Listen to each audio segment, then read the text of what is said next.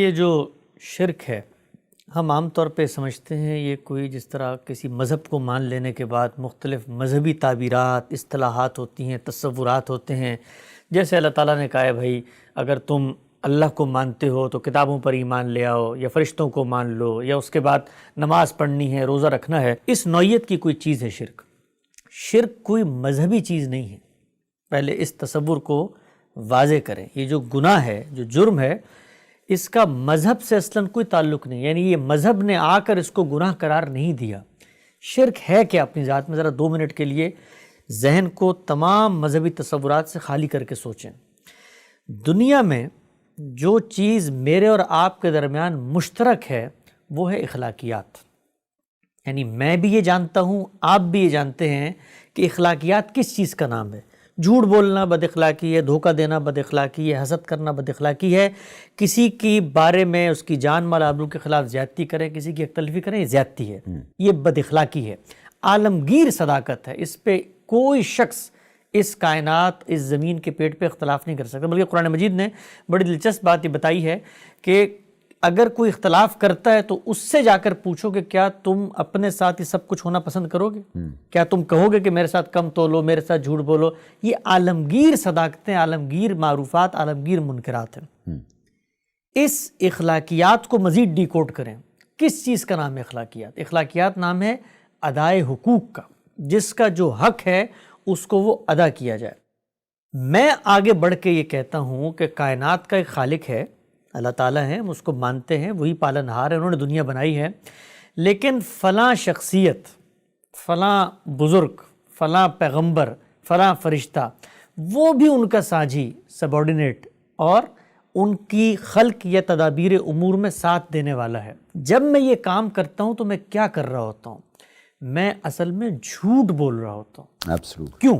اس لیے کہ میرے بارے میں اگر آپ کوئی دعویٰ کریں، بھئی حسن صاحب نے یہ کہا ہے، وہ کہا ہے، تو میں آپ سے اس دعوے کی دلیل پوچھوں گا. میں کہوں گا آپ نے میرے بارے میں ایک بات کی ہے نا، تو اب آپ بتائیے. اللہ تعالیٰ یہ کہتے ہیں کہ یار خالق میں ہوں، پروردگار میں ہوں، پالنہار میں ہوں، میں نے اپنے بارے میں کوئی دعویٰ نہیں کیا، تم کیسے دعویٰ کرتے ہو؟ یعنی تم کہتے کیسے ہو؟ تمہارے پاس علم کہاں سے آیا اس بات کا کہ فلاں کو میں نے اپنا ساجی بنا لیا ہے، فلاں کے ذریعے میں بات سنوں گا؟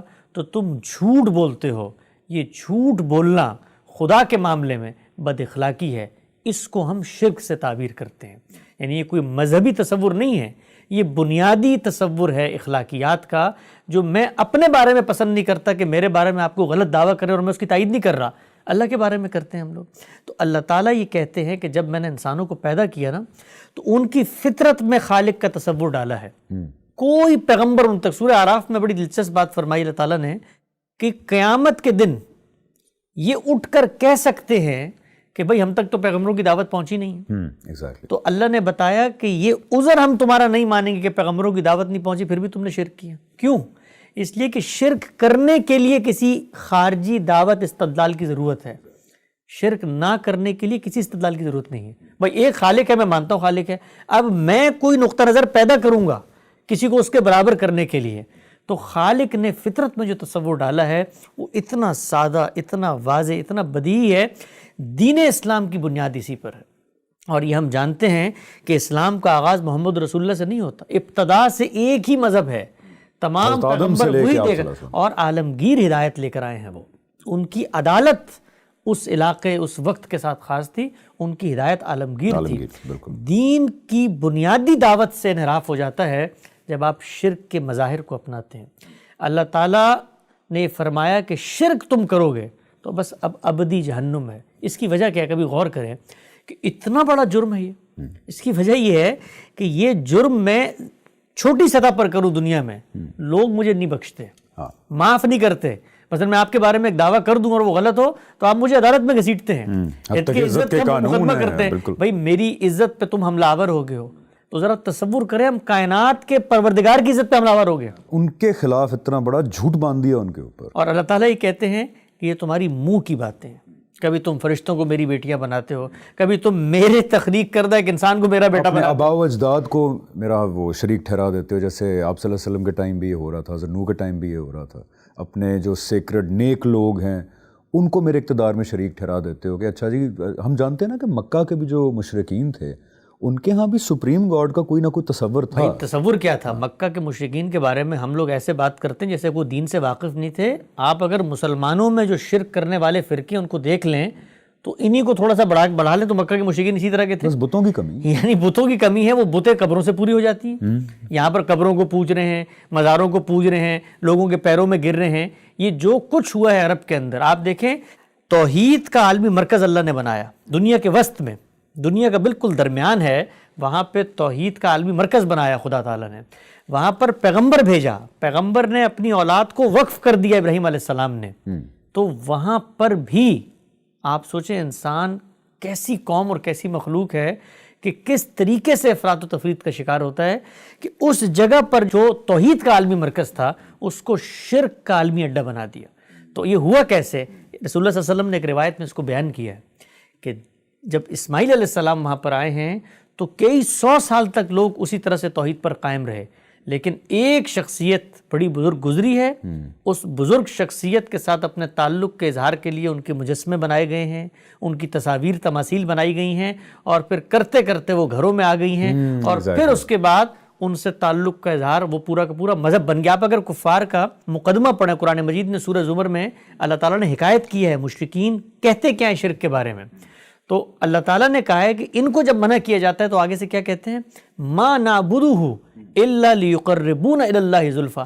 ہم ان کی عبادت نہیں کرتے، ان مشرکین کہہ رہے ہیں ان بتوں کی عبادت نہیں کرتے مگر صرف اس لیے کہ ہمیں اللہ کے قریب کر دیتے ہیں. ایگزیکٹلی. اور یہاں مجھے قرآن کی وہ آیت نظر آ رہی ہے، اسی کے جواب میں شاید اللہ تعالیٰ نے قرآن میں کہا کہ اور یہ جن لوگوں کو جن چیزوں کو اللہ کا شریک ٹھہراتے ہیں یہ کہہ کر کہ یہ اللہ کے زیادہ قریب ہیں اور ہمیں اللہ کے قریب لے جائیں گے، اللہ نے کہا اللہ تعالیٰ ان کو پکڑے گا ان کے جھوٹ کے اوپر قیامت کے دن. یہ جو آپ سنتے ہیں ہمارے ہاں عام طور پہ روایتیں سنائی جاتی ہیں تصویر کی حرمت کی، یہ اصل میں اور کہا کیا جاتا ہے کہ بھائی یہ آپ نے تصویر اگر بنا لی تو قیامت کے دن ان میں جان بھرنی پڑے گی. یہ اصل میں انہی مشرکین کو کہا جا رہا تھا کہ یہ جن کو تم نے خدا بنا کے اپنے گھروں میں لٹکایا ہوا ہے، یہ تم ان کو خدا سمجھتے ہو نا، قیامت میں اللہ تعالیٰ پیش کرے گا اور پھر اپنی جانیں بھر کے ان کو بتانا کہ ان میں کچھ جان ہے، یہ تمہارے لیے کچھ کر سکتے ہیں، یہ تمہارے ہاتھ کے تراشیدہ بت. تو شرک کا تصور مذہب کیا کرتا ہے؟ مذہب آپ کو فطرت کے اوپر لے کے آتا ہے. شرک غیر فطری ہے، یعنی جب میں فطرت سے ہٹتا ہوں تو میں شرک کی طرف جاتا ہوں. اور جب میرے پاس کوئی علم نہیں، اکثر لوگ کہتے ہیں نا بھائی نبیوں کی دعوت نہیں پہنچی ہوگی، نبیوں کی دعوت نہیں پہنچی تو میں خاموشی سے دنیا سے رخصت ہو جاؤں گا. شرک کیسے کر سکتا ہوں؟ شرک کے لیے تو مجھے کوئی استدلال پیدا کرنا ہے. میں جیسی استدلال پیدا کروں گا پہلا سوال یہ ہوگا کہ جس کے بارے میں استدلال ہے اس کی سند کہاں ہے؟ اگر خدا کا کوئی شریک تھا تو خدا کو بتانا ہے. آپ کو یہ معمولی سی باتیں لگتی ہیں، ہم یہ دیکھتے ہیں گلی محلوں میں، چوک چوراہوں میں، بازار دیوانوں میں لوگوں نے چیزیں لٹکائی ہوئی ہوتی ہیں، یا علی مدد اور فلاں علی مدد اور یہ مدد اور وہ مدد. ذرا تصور کریں، یعنی ذرا تصور کریں کہ وہ مذہب جو دنیا میں یہ بتانے کے لیے آیا ہے کہ خدا کے علاوہ کوئی نہیں ہے تمہارا مددگار، کوئی نہیں ہے تمہارا پالنہار، ہم اس دین کے ماننے والے اس پر کھڑے ہوتے ہیں. ہم قبروں پہ جاتے ہیں، یعنی وہ بزرگ جو اپنی بیماری کا علاج نہیں کر سکے ان سے ہم اپنی بیماریوں کا علاج کروا رہے ہوتے ہیں، اپنی اولادیں مانگ رہے ہوتے ہیں.